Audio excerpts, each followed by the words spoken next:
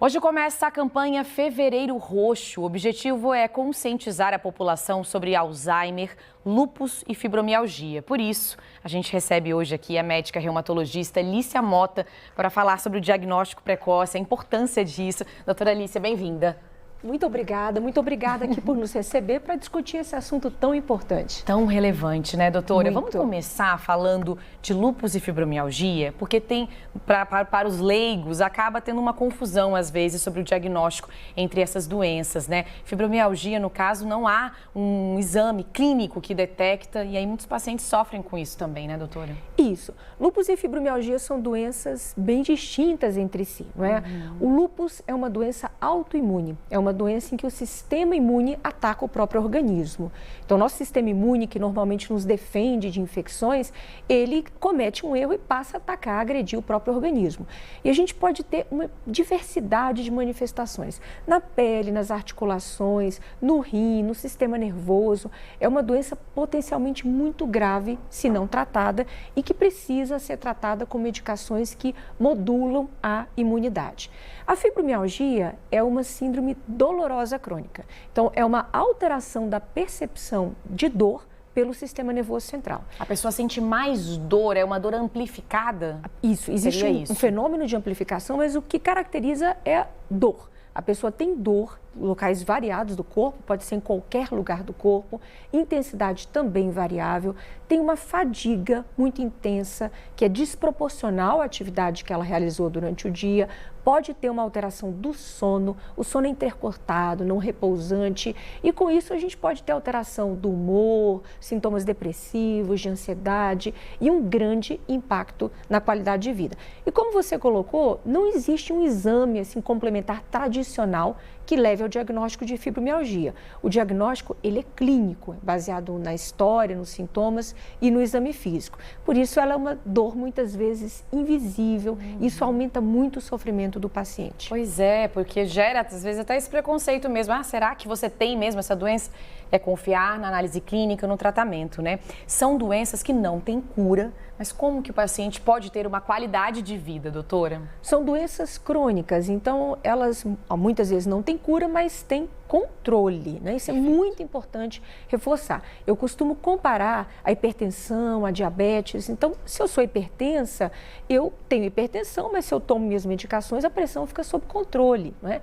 Então, na fibromialgia, no lúpus, o objetivo é o controle. No caso do lúpus, a gente fala em remissão, desaparecimento dos sinais e sintomas. Então, é muito importante frisar que se o diagnóstico for correto, precoce, o tratamento for adequado, a chance do paciente controlar completamente os sintomas, viver bem, ter uma qualidade de vida normal, aumenta muito. Atividade física, e vale para tudo, né? Também ajuda essas doenças? Muito. Atividade física é uma das principais terapias que a gente chama de não medicamentosas. Então, o tratamento dessas doenças inclui tanto medicamentos para controle da dor, melhora do sono, no caso do lúpus, né, para tratamento desse distúrbio do sistema imune, mas também muito as intervenções que não são remédio. Então, a atividade física, a terapia cognitiva comportamental, o controle do estresse, a melhora do padrão do sono, e a atividade física é essencial para tudo. Eu digo que é um remédio que não vem em caixinha, mas é tão remédio quanto outras medicações. Perfeito, muito bacana essa analogia, né?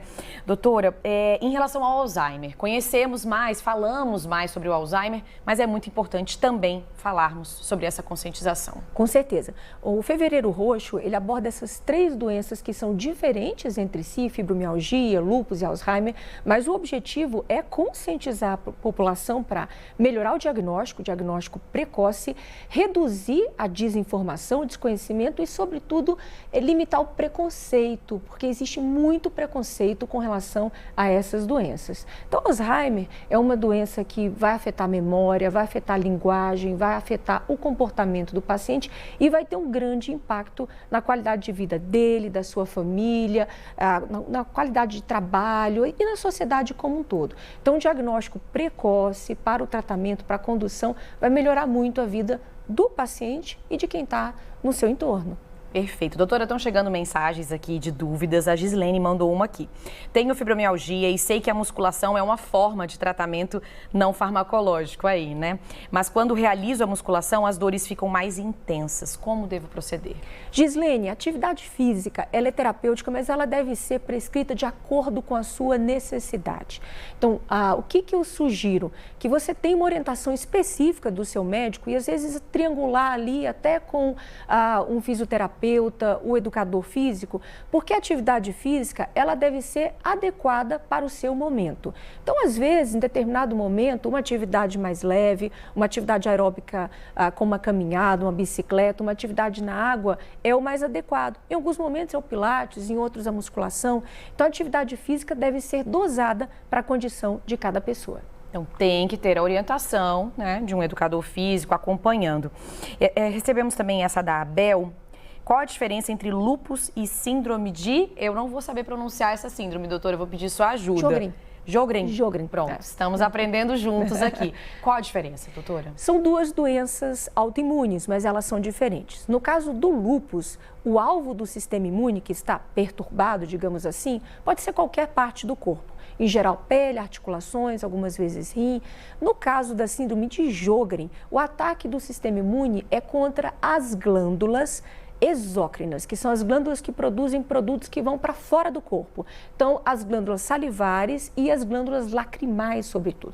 Então, a síndrome de Sjögren é caracterizada por olho seco, boca seca e, a depender da manifestação, outras coisas também, como acometimento no pulmão, acometimento neurológico, mas são duas doenças autoimunes diferentes entre si, algumas vezes associadas, porque o Sjögren muitas vezes vem acompanhando outras doenças autoimunes, mas é importante focar que ambas têm tratamento. Então, é importante fazer o diagnóstico para o tratamento adequado de cada uma dessas condições. Perfeito. A próxima mensagem, para a gente fechar, é mais um desabafo. E aí, por isso que a gente tem esse mês, Fevereiro Roxo, né? Olha aqui a Fabi comentando que tem fibromialgia e que muitas vezes não tem assistência pela rede pública, não tem transporte e enfrenta a dificuldade em entrar pela porta da frente do ônibus. Muitos motoristas se negam a abrir a porta do meio, identificando, né? Pedindo a carteirinha PCD.